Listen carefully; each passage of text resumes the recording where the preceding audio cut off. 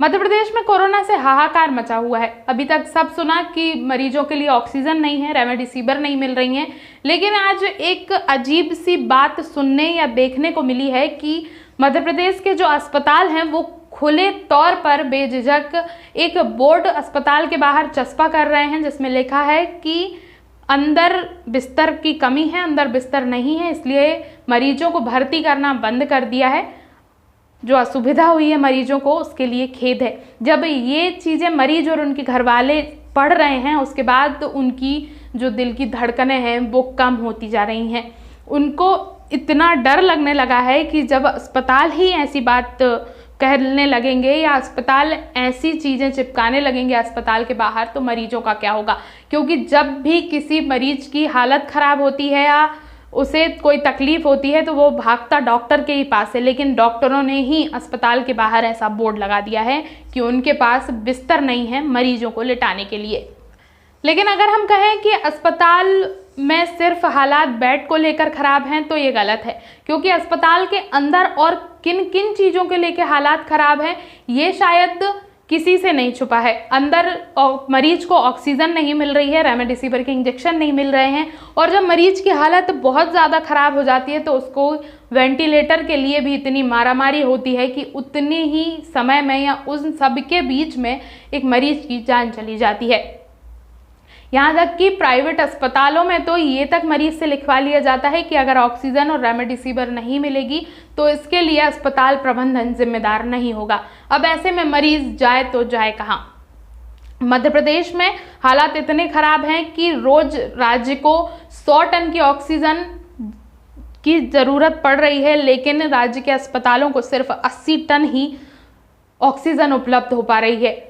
सरकार जो है वो लगातार कोशिशें कर रही हैं, जो सरकार का प्रशासन है वो भी लगातार कोशिशें कर रहा है। बड़े बड़े शहर जिलों के जो कलेक्टर हैं वो हर तरीके से कोशिश कर रहे हैं कि मरीजों को भटकना ना पड़े, मरीजों की जान बच जाए, लेकिन तमाम सारी कोशिशों के बाद भी इतनी बुरी हालत है प्रदेश की कि यहाँ पे अब लगता है कि शायद मरीजों की इतनी ज़्यादा मौतें हो जाएंगी कि शमशानों में जैसे अभी समय लेकर लोगों का अंतिम संस्कार करना पड़ रहा है वैसे ही शायद आने वाले समय में और हालात ख़राब भी हो सकते हैं।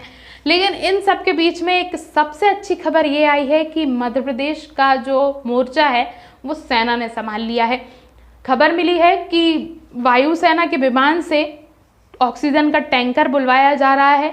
जो टैंकर मिनी मुंबई कहे जाने वाले इंदौर के एयरपोर्ट पर आएगा। वायुसेना के विमान में उस टैंकर को लाया जा रहा है। जो संजीवनी बूटी है जिसे ऑक्सीजन कहा जा रहा है, जो ऑक्सीजन है वो इस टाइम में संजीवनी बूटी का काम कर रही है, वो उड़कर आ रही है और इसका पूरा श्रेय जा रहा है वायुसेना को। वायुसेना खुद आगे आया और जो गुजरात के जामनगर की जो रिफाइनरी है वहाँ से ऑक्सीजन का जो बड़ा टैंकर है वो लेके मध्य प्रदेश के लिए रवाना हो गया है।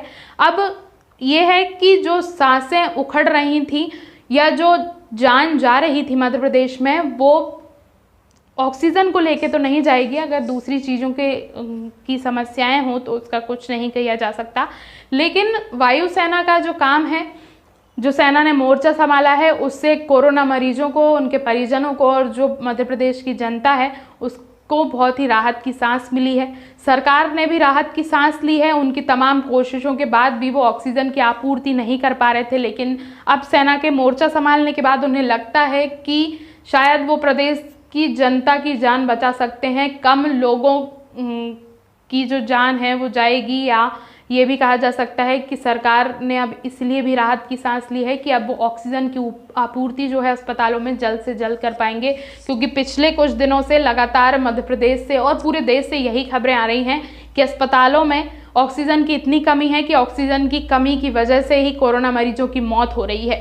लेकिन जो हवा में उड़ के जो ऑक्सीजन आ रही है मध्य प्रदेश में उसको लेकर एक ये भी डर है कि जिस तरीके से रेमडेसिविर मध्य प्रदेश में कुछ दिन पहले बुलवाई गई थी, उनका बंदरबाट हो गया था, कहीं ये ऑक्सीजन का जो टैंकर आ रहा है उसका भी बंदरबाट ना हो जाए, नहीं तो फिर वही सब चीज़ें जो अभी हो रही हैं वो आगे भी चलती रहेंगी। ना ही मरीज राहत की सांस ले पाएगा और ना ही सरकार राहत की सांस ले पाएगी। नमस्कार।